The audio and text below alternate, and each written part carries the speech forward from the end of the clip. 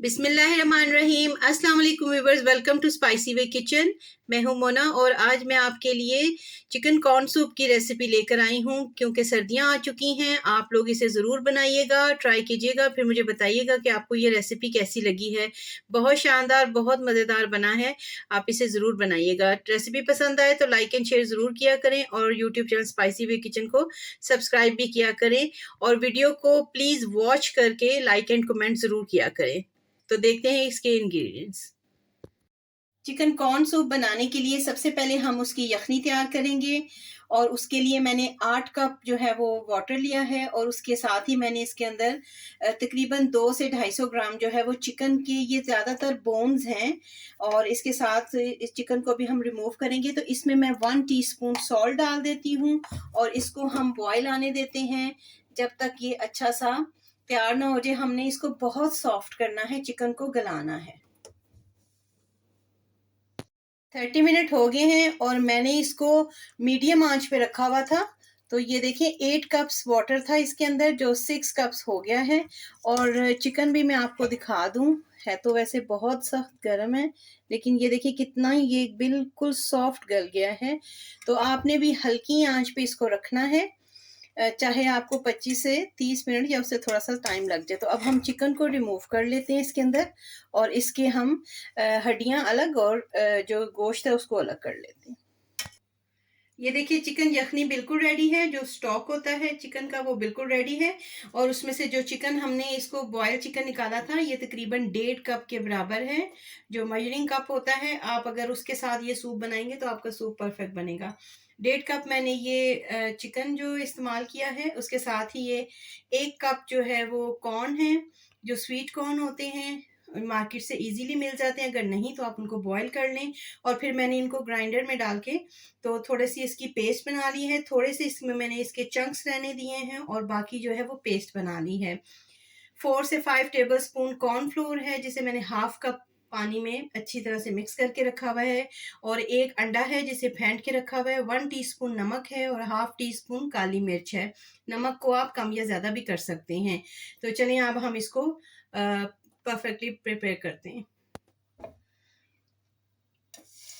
सबसे पहले यखनी को ऐड कर लेते हैं। अब हम इसके अंदर श्रेडेड चिकन जो हमने अच्छी तरह से श्रेड करके रखा हुआ है वो डाल देंगे।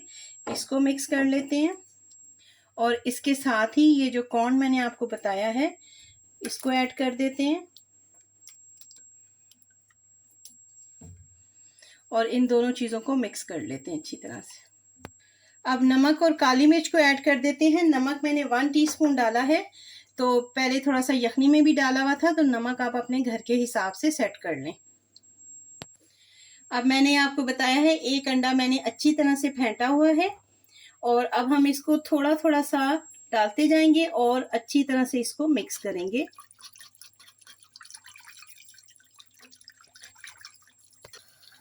आंच को मैंने थोड़ा सा तेज किया है और अब देखिए अंडा जो है वो आहिस्ता आहिस्ता पकना शुरू हो जाएगा, लेकिन आपने अच्छी तरह मिक्स करते रहना है वरना उसकी गुठलियां सी बननी शुरू हो जाएंगी। तो हमने अंडे के रेशे बनाने हैं।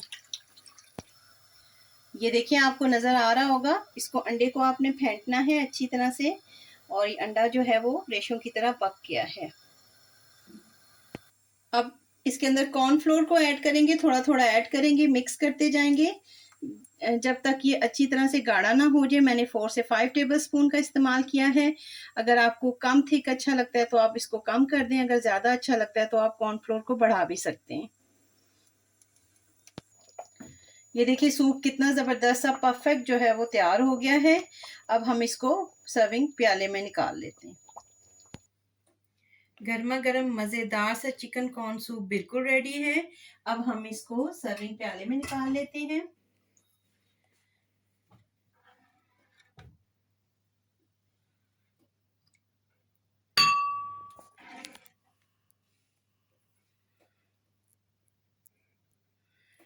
आप इसे ज़रूर बनाइएगा। अब जैसे मौसम आ गया है और बच्चों को ज़रूर पसंद आता है सूप, तो घर के सभी फैमिली मेम्बर्स को बहुत अच्छा लगता है। तो आप ये वाला सूप ट्राई कीजिएगा, आप लोगों को ज़रूर पसंद आएगा।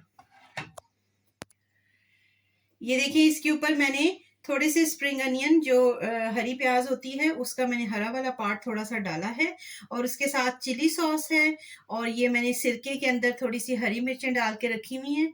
तो ये ऑप्शनल होती हैं, अगर बच्चे खा रहे हैं तो उनको वैसे ही सर्व कर दें, अगर कोई बड़े हैं तो आप उनको इन चीज़ों के साथ सर्व करेंगे तो सूप का मज़ा दुबाला हो जाएगा।